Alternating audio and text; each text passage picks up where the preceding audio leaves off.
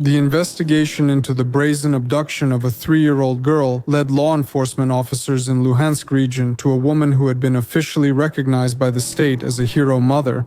But in reality, she turned out to be a cruel murderer who abused her adopted children and killed them, involving other members of her family in the crimes. This is undoubtedly horrifying. Nevertheless, if you can, make yourselves comfortable, dear ones, because this is terrifying.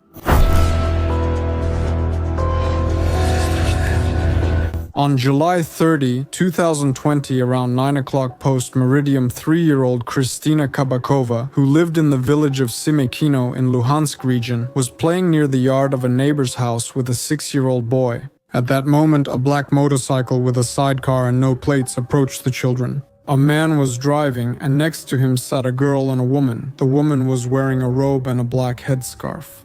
What happened next took just seconds. A boy playing with Khrystyna that day later said a man with a security guard was involved. According to him, a woman wearing a headscarf approached him and took him by the hand. She forcefully started pulling the child toward her vehicle and asked him to show her where the local store was, but fortunately, the boy managed to break free and run away. Then the unknown woman turned to Khrystyna, grabbed her, and threw her into the motorcycle sidecar. Khrystyna's grandmother, Svetlana Volodina, was at home that evening. She heard a motorcycle drive into the yard without turning off its engine. So she went outside to see what was going on, who had arrived. The scene that Svetlana saw shocked her. Grandmother immediately understood what had happened and rushed to chase after the kidnappers of her granddaughter. At that moment, the boy who escaped Khrystyna's fate heard the accomplice shout to the woman, "Hurry up, they'll catch us." After that, the woman sped up, jumped onto the motorcycle, and it immediately started moving. Khrystyna's grandmother tried to catch up, but it was impossible to do so on foot, especially at her age, so soon the vehicle simply disappeared from Svetlana's sight. Police were promptly notified of the girl's abduction. Based on the words of the boy who witnessed the incident, a composite sketch of the man who was driving the motorcycle was created. Volunteers and police officers, although at that time they were still called militiamen, set out to search, and the village and town were covered with posters containing photos and information about the abducted Khrystyna. Meanwhile, it turned out that in the past, the father of the abducted girl had served time in prison for a crime related to kittens. Therefore, at first, one of the versions considered was that his daughter could have been abducted because of her father's criminal past. They also did not rule out the possibility that the crime was committed by Roma, who, according to investigators, could have taken the child in order to beg more effectively with her help. But in reality, dear ones, things turned out to be much more horrifying. A Krasnodar resident eventually called the police, then known as the militia. Since 2016, the Verkhovna Rada of Ukraine has renamed Krasnodar to Sorokin. So he reported that his neighbor looked very much like the man depicted in the police sketch. In addition, he also owns a motorcycle similar to the one the kidnappers used to escape. The city of Krasnodar, Sorokino, was only 1.5 kilometers from Khrystyna's home, so that's where the law enforcement officers headed. This happened a little more than a day after the girl was kidnapped. During the search of the residence pointed out by the man who had called the police the day before, they really did find Khrystyna there. The 3-year-old girl, dressed only in a dirty diaper, was lying under the bed, covered with dirty rags. The kidnapped child was returned to her parents, and law enforcement detained the 48-year-old man, his 43-year-old wife, and their 22-year-old daughter who were in the house. They were questioned about the kidnapping motives during interrogation. The older woman explained, 2 years ago, their 2 adopted daughters, who were sisters, were kidnapped, and that's why they committed this crime. When asked why the parents didn't immediately report their children missing, the detainee had no answer. However, her husband and daughter did answer, telling the police a story that, without exaggeration, makes your blood run cold. So the kidnappers of Khrystyna were the so-called pride of the city, the exemplary Okley family. It was a large family, and a few years before the kidnapping, as of early 2010, they were raising 7 children, 6 girls and 1 boy. All of them were very talented and gifted, attended art and singing clubs, and repeatedly became laureates and winners of numerous district competitions.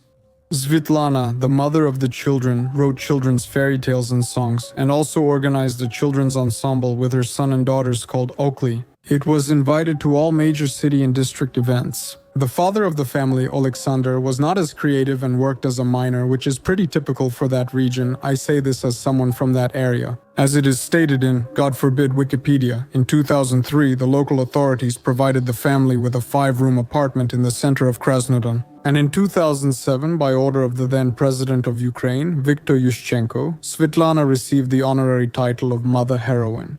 But, according to other sources, Okley received the honorary status and the apartment in 2010, after they adopted 3 more children, 2 girls, 3-year-old Liza and 2-year-old Katya, and a 5-year-old boy, Ilya. Yulia, Svetlana's biological daughter, said their family initially planned to adopt 1 child, but faced a long waiting list and would have had to wait a long time. Adopting 3 children at once was faster because such requests are rare. The Okley family was offered to take in 2 sisters and a brother, and when Svetlana and her husband saw them, they immediately decided to bring them home. The children found themselves in a new family in December 2010, and from that moment, the mother hero began to abuse them with ruthless cruelty. She could make them stand in the corner for the whole day and forbid them to move, and if they disobeyed, they would be beaten on their hands, legs, head, and back. Despite their swollen, wounded knees, the mother kept making them stand in the corner. I saw her hitting them on the ears with all her strength using her palms.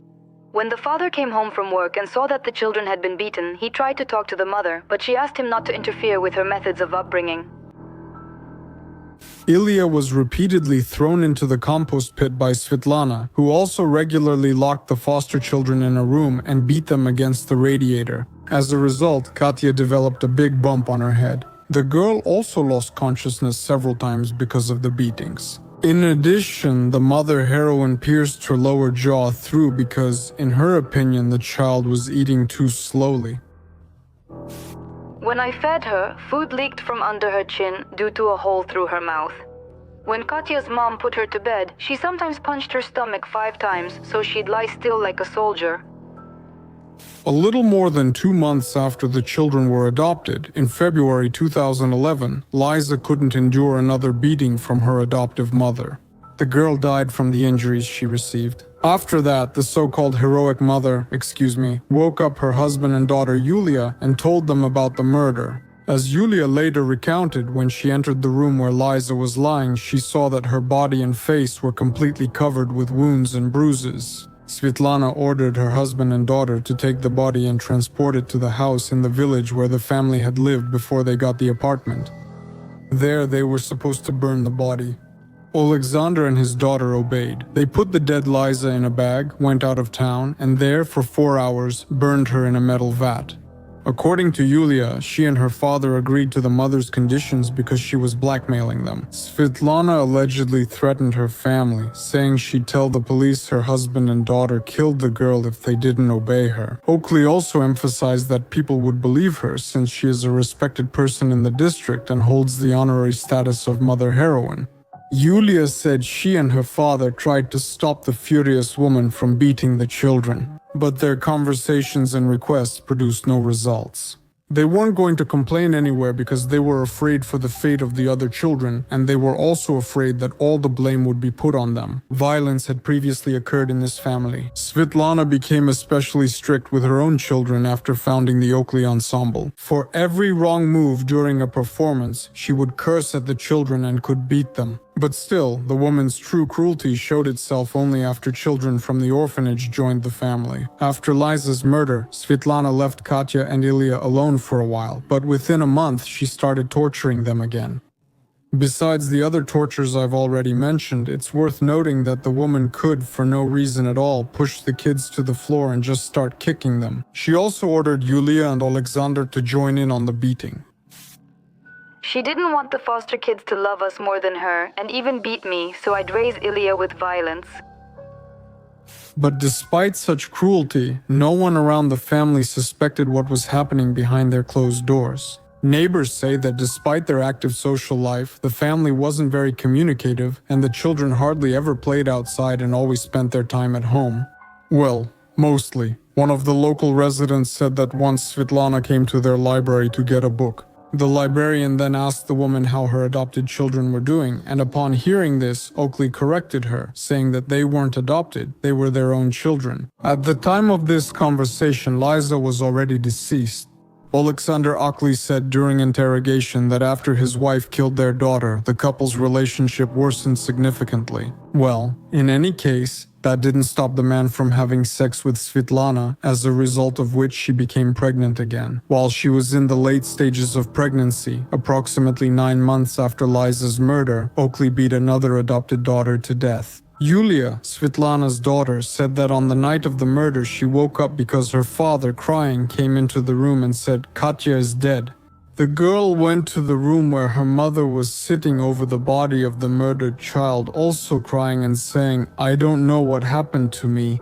This time, Svetlana again reminded Alexander and Yulia about her status as a hero mother and said that the death of her daughter was their shared problem, which they should solve together as well. The solution was to take the body out of the city and bury it there. Well, Dad took an axe. I was just standing there and he was the one who buried her. He dug the ground, then put the bag in and covered it with earth. And there was a big branch there. He covered everything with it and we went home. Of course, I know that what I did was wrong, and of course I felt really sorry for her. How did it happen that in almost 2 years since the adoption, not once did the social services visit the family? By law, they had to check annually to ensure the children were adjusting well to their new family. It's unclear how it happened, but the deputy head of social services lived in the same building as the Okley family. Well, all she had to do was go to the next entrance to find out if the children were okay, but she didn't do it. In addition, it became known about another case of negligence by government officials. It turned out that in the girls' medical records, after their deaths, marks were made about supposedly received vaccinations, dated May 2012.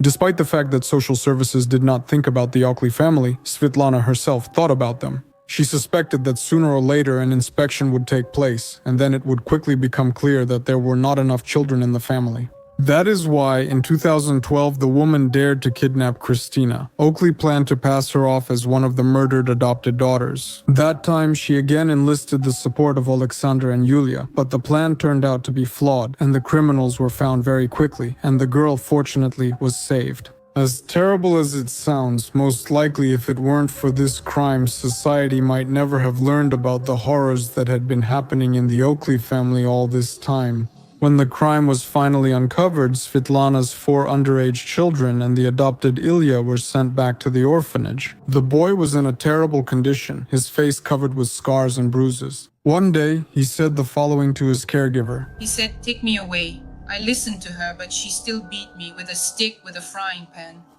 A 6-year-old said this. After the Okley family members were detained, even despite the confessions of Alexander and Yulia, Svetlana continued to insist that Katya and Liza were alive. My only position is that I'm not guilty. The children were kidnapped and I believe they were not killed. They were taken away, just taken away, and they are somewhere.